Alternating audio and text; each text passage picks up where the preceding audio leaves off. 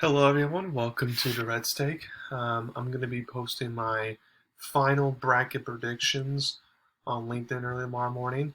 But for the podcast view, I wanted to go ahead and go over my final predictions as Selection Sunday is about to be upon us. And I'm not going to go through all the seeds again like I did last time. You want to refresh on that, just go on my LinkedIn profile down there or watch my podcast from yesterday. But what I want to go over specifically is the very top seeds, like the 1 and 2 seeds, and then the bubble teams. So I could start with the 1 seeds. So originally, like yesterday, I had, because Baylor lost to Oklahoma, I had Kentucky replace them as a 1 seed. But since Kentucky now lost to Tennessee in this SEC semifinals, I have Baylor back as a 1 seed. But even though a lot of people think Tennessee's a 3 seed or 2 seed, I do feel like if Tennessee beats A&M on Sunday, wins the SEC championship, and I feel like they do have a legitimate case to be a 1 seed. I feel like they'll probably get snubbed though and be a 2 seed, along with Kentucky, Auburn, and Duke. Duke had a chance to be a 1 seed if they would have won this tournament. That didn't happen. Same with Kentucky and Auburn. And then now let's go to the bubble teams here. So as I just mentioned, since Virginia Tech won the ACC tournament, that means they're not in the bubble picture anymore. They're in. I think they're going to be as a 10 seed. And basically this is the first bid thief, And if A&M loses on Sunday, then Davidson takes care of Richmond, and that means they'll be the only really big bid thief out there. Unlike last year, we had Georgetown and Oregon State, like you had multiple ones, but Virginia Tech's in, so that means it takes away one less potential bubble spot, which sucks for the bubble teams. But let's discuss the bubble teams here. So for the last 4 byes, I have it being Michigan, Memphis, Miami, and North Carolina. So now, if any one of those teams end up being in the last 4 in category or something, then that actually wouldn't surprise me at all. But for right now, I think they're going to be in the last 4 byes, which means, assuming A&M loses tomorrow, then there's basically 5 spots up for grabs. Not 5 spots up for grabs. I mean, not 4 spots up for grabs, and there's 9 teams available for us. So that means 4 again, and then like 5 will be left out. So here's going to be my last 4 in. Texas A&M. I feel like after what they've done, not only through the tournament, but they also have some winning streaks. They got some nice wins. They won 3 or 4 games in a row going into the tournament. So they're playing, their best basketball right now. They're on a good streak now. Again, the momentum's not everything per se, because the committee, I was watching a video the other day, and something that they emphasized 2 different times was that a game that you won at the beginning of the season, the game that you won now, has the same amount of value. It does not make it any difference that it's this late in the season. So that's going to be very important because, there's a lot of teams like Indiana or something, who made a nice, run in their conference tournament. And there's going to be some bubble teams who didn't make a nice conference run. So again, it's not the end-all, be-all, but it really just comes down for me at the resume at this point. So I feel like A&M had a very thin resume. They didn't have much of one going into the tournament, but now they got 3 quad 1 wins, or at least a quad 2 and 2 quad 1 wins. Like they got enough there on the resume to get in. Even if they lose to Tennessee. Next is Oklahoma. Now again, they don't have a great percentage, quad 1 percentage. I think they're only like 40-something percent of quad 1 games, but they got at least 5 quad 1 wins, which is a lot. And again, they're in the toughest conference, so there's a little more leeway there. Their net rankings in the 30s, which is good. I just feel like they, while they've lost a lot of games, they definitely have won enough and won the big games, so I feel like they have a shot to be in. But again, if they were out, that wouldn't surprise me. Next, I'm going to go with Xavier. I know they didn't have the conference tournament run that they hopefully had taken a quad 3 last to Butler. And I did have them out for a while, but again, just looking back at their resume, it's like, yeah, the 2 losses stink, but a lot of these bubble teams at least one loss, and actually a lot of them actually have 2 bad losses. So it's like, okay, I can't really balance it for that too much. And they have 5 quad one wins, so they have a lot of good wins, being the Big East, which is the 3rd best conference right now. So I was thinking, okay, well, um, I mean, they're not playing the best basketball right now, but the resume says that, they have no good wins out there to get in. So it wouldn't surprise me, but also wouldn't surprise me if they get out. And the last but not least, I know not a lot of people are on this team, but and I'm maybe a little biased, but I think BYU still has a good shot to get in here. Mainly because they have 4 quad one wins. That's a lot, for a mid-major team.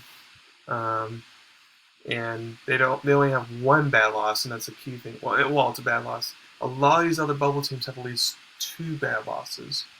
So that's why I'm saying, like, the fewer good bad losses you have, the community reward you for that. And also, BYU had, out of all these bubble teams here, only Michigan had the toughest non-conference schedule of all the bubble teams that I mentioned. BYU had the 2nd most non-conference schedule.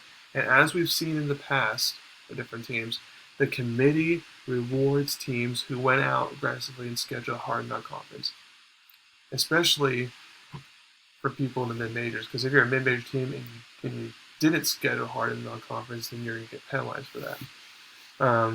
But I feel like because BYU did, they'll get rewarded for that. So now for my first 5 out, I don't have a next 4 out category anymore because, like I said, there's only like 5 of the contenders that you can even consider being here. Although, again, I feel like even a couple of them are kind of long shots. So Rutgers is one you could definitely make a legit case for. 6 quad one wins, that's a lot. They have a lot of good wins on a resume. But again, like I said, since the wins and losses at the beginning of the season count for the same amount of values right now, having 3 quad 4 losses on Rutgers' resume and a bad net ranking in the high 70s, 78, I just feel like that's just a hard thing to kind of sell to most people that they should be in after seeing that. I mean, especially against other bubble teams that freak out about that. I just don't really. Of course, the Big Ten's 2nd best conference. And Rutgers was finished 4th in the regular season in the Big Ten, so that's nothing to sneeze at. But I just feel like that's kind of a tough pill to swallow if I'm a committee member there. Next is Wyoming. Now, a lot of people think Wyoming's in, and the Mountain West is therefore 4-bid league instead of the WCC, which is important. But I just feel like, again, Wyoming has 2 bad losses. BYU has just 1, and Wyoming has a similar resume, a little bit definitely better on the quad 2 wins. Here's the thing, though. Wyoming didn't get 1 single quad 1 win during the non-conference play. Not 1. And they had a very bad non-conference schedule. So again, especially for that being a mid-major, I just feel like that is going to cost them a spot, in my opinion. Or at least should cost them a spot, in my opinion. Now, if they get in, I will understand why. But I feel like they shouldn't be in. Next is Notre Dame. Again, the resume is just not quite there. They only have 2 quad 1 wins. I mean, against other bubble teams, this is not enough, especially for Notre Dame being in a Power 6 conference. You kind of need 1 to 2 quad 1 wins in order to be a real contender. So I just feel like the Irish there shouldn't get it now. If they do get it, again, it won't be a shocker per se, but I just don't feel like that should happen. And the next is SMU. Now, if they would have beaten Memphis today, I recorded on Saturday night, so if they would have beaten Memphis, they would most likely be in the last one and knock either BYU or Xavier out, most likely. But because SMU lost and they get to pick up the extra quad 1 win, and right now they only have 2 quad 1 wins and only 3 quad 2 losses. Again, the resume's thin there along with the 2 bad losses that they have. I just feel like the American Conference is not a 3-bid league. So therefore, I feel like SMU will be left out. And last but not least, Wake Forest. However, only 1 quad win is not going to get the job done for Wake Forest. I'd be very shocked if they're in. I feel like they're not only their quad 3 also they're the conference tournament at Boston College, but again, just the thin resume as it is, I do not feel like they deserve to be in. But again, it would shock me to get in, which is why they're in the first 5 out. But again, I don't see that happening. So basically, all in all, as far as my first 5 out goes, I mean, Rutgers and Wyoming are the only 2 that I can see being wrong about that they could be in instead. It'll BYU, Xavier, or Oklahoma, or A&M, even if we lose on Sunday. But It'll be interesting what the committee chooses here. It's like, do they value non-com? It's like how much. We know they value many different things. We know they value the net ranking. We know they value non-conference schedule. We know they value overall strength of record. We know they value quad one, quad two wins and stuff like that. We know they value all that. Oh yeah, even road neutral type of records. We know that's all valuable. But the question is, which metric is the most important to them? Because whatever the metric is the most important to them, that's what will help kind of determine who makes the field and who doesn't. For me, I feel like their top metric will probably most likely, even though I don't agree with it, probably be net.